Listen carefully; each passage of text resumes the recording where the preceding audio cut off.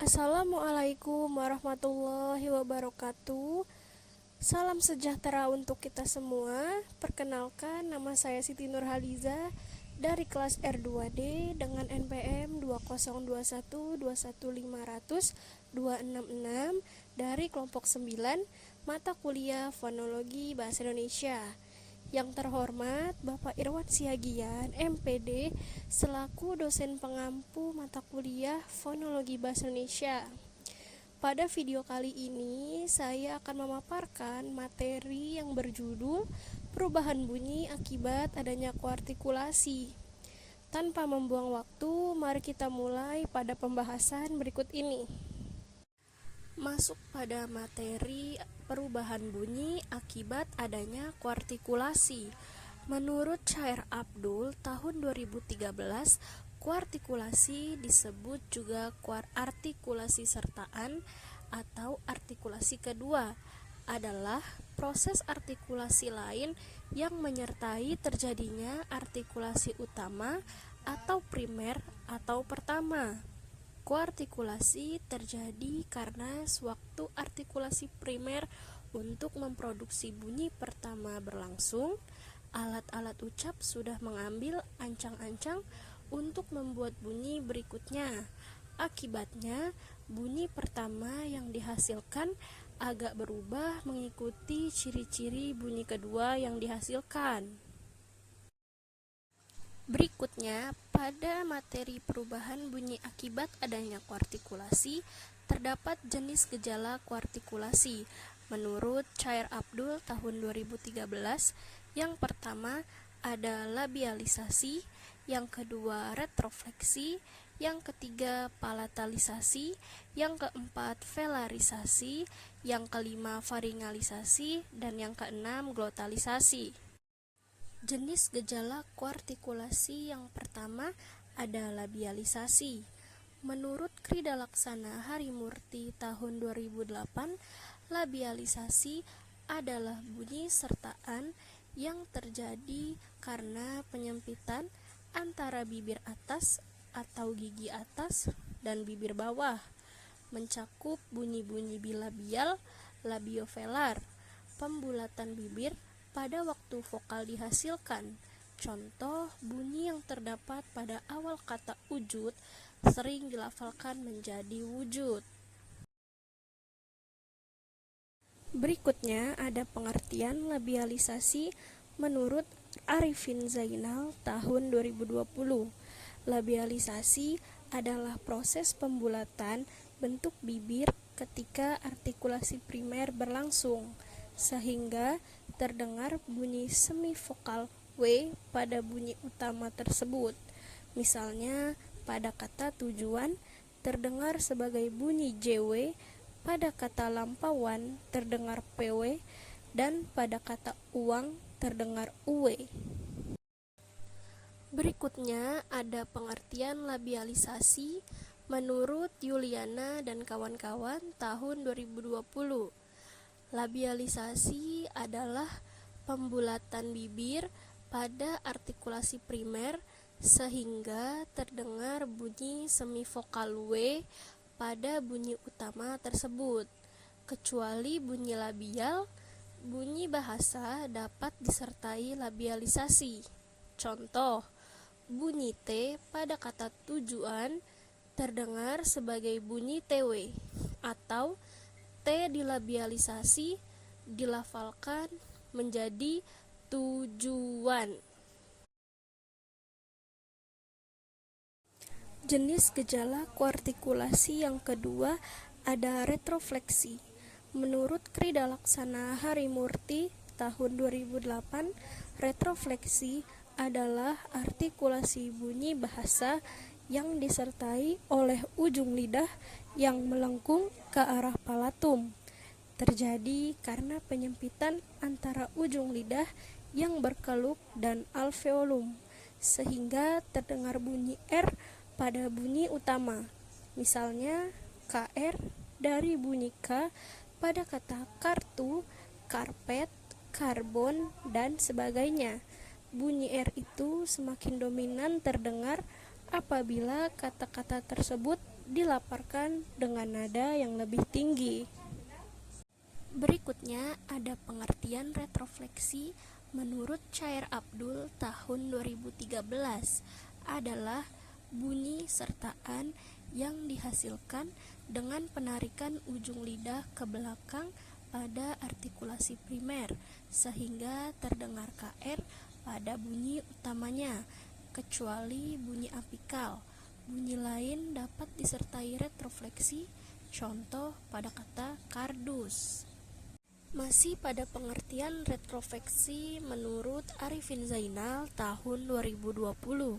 Retrofleksi adalah bunyi sertaan yang dihasilkan dengan cara penarikan ujung lidah melengkung ke arah palatum sewaktu artikulasi primer berlangsung sehingga terdengar bunyi R. Contoh, bunyi K adalah bunyi dorsopalatal, tetapi bunyi K pada kata kertas dilafalkan sebagai bunyi KR karena bunyi K diretrofleksikan dulu, jadi kata kertas dilafalkan menjadi kertas. Jenis gejala koartikulasi yang ketiga ada palatalisasi.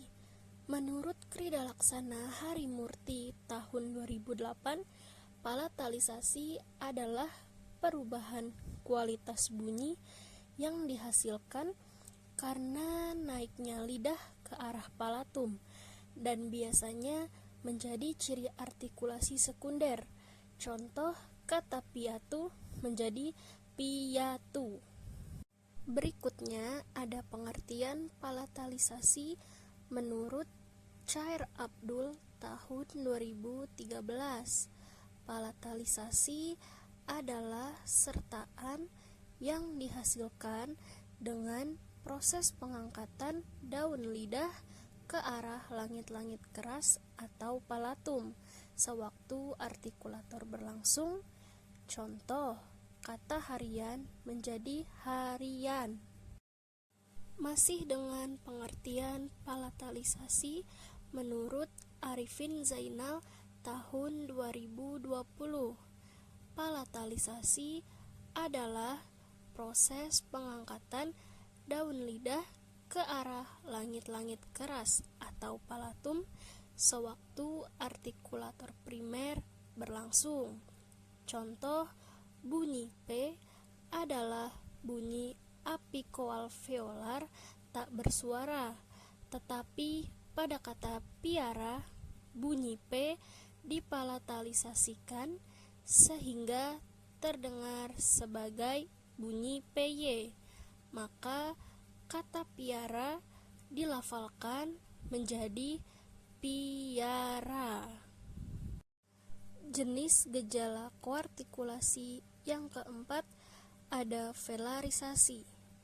Menurut Chair Abdul tahun 2013, velarisasi adalah proses pengangkatan pangkal lidah atau dorsum ke arah langit-langit lunak atau velum ketika artikulasi primer berlangsung. Contoh dapat dilihat terjadi pada kata maksimal bila diucapkan terdengar seperti maksimal. Berikutnya ada pengertian velarisasi menurut Krida Laksana Harimurti tahun 2008. Velarisasi adalah artikulasi bunyi bahasa dengan dorsum diangkat ke arah velum. Contoh, kata yang diawali dengan bunyi M. Bunyi M itu akan terdengar MX. Contoh dapat dilihat terjadi pada kata maksud. Masih pada pengertian velarisasi menurut Yuliana dan kawan-kawan tahun 2020. Velarisasi adalah proses koartikulasi, yaitu ketika pangkal lidah atau dorsum naik ke arah langit-langit lunak atau velum pada artikulasi primer. Contoh, bunyi M pada kata makhluk divelarisasikan menjadi MX. Oleh karena itu, kata makhluk dilafalkan menjadi maksluk. Jenis gejala koartikulasi yang kelima ada faringalisasi.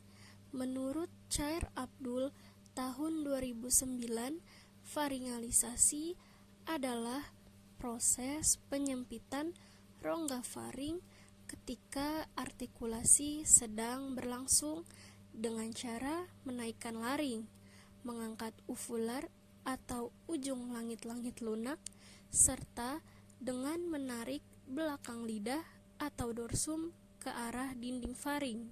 Semua bunyi dapat difaringalisasikan.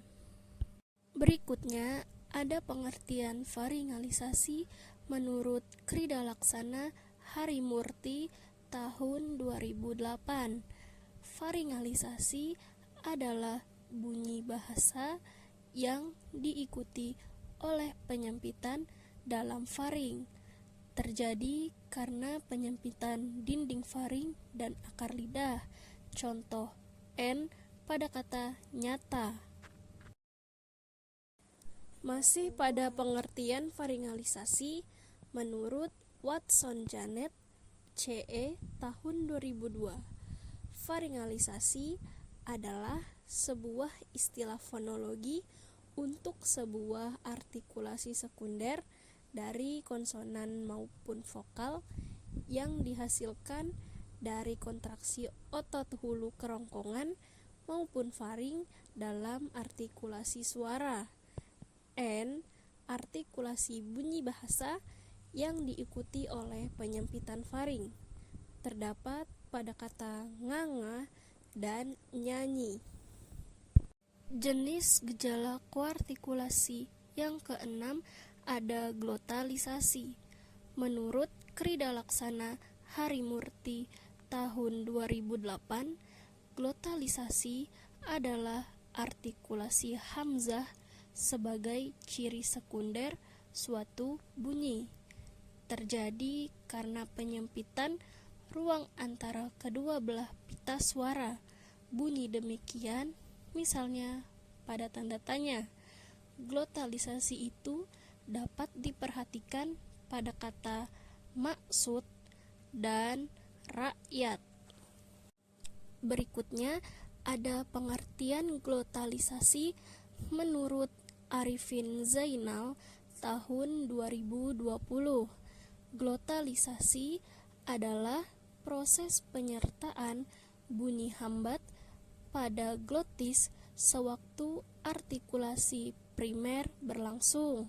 Contoh bunyi pada kata pertama a, pada kata taat dan saat dilafalkan menjadi taat dan saat.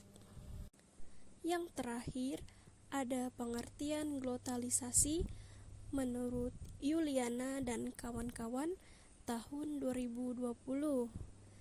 Glotalisasi adalah proses penyertaan bunyi hambat pada glotis atau glotis tertutup rapat sewaktu artikulasi primer berlangsung. Contoh bunyi A dan O. Contoh bunyi A dan bunyi O pada kata akan dan obat dilafalkan menjadi akan dan obat. Baik, karena pemaparan materi pengaruh bunyi akibat adanya koartikulasi telah dipaparkan, kini terdapat simpulan, yaitu koartikulasi adalah gejala saling mempengaruhi antar satu bunyi dengan bunyi lain. Peranan artikulator sangat penting untuk bekerja menghasilkan bunyi tertentu atau artikulator primer dan artikulator yang menghasilkan bunyi lain atau artikulator sekunder. Berikut adalah daftar pustaka.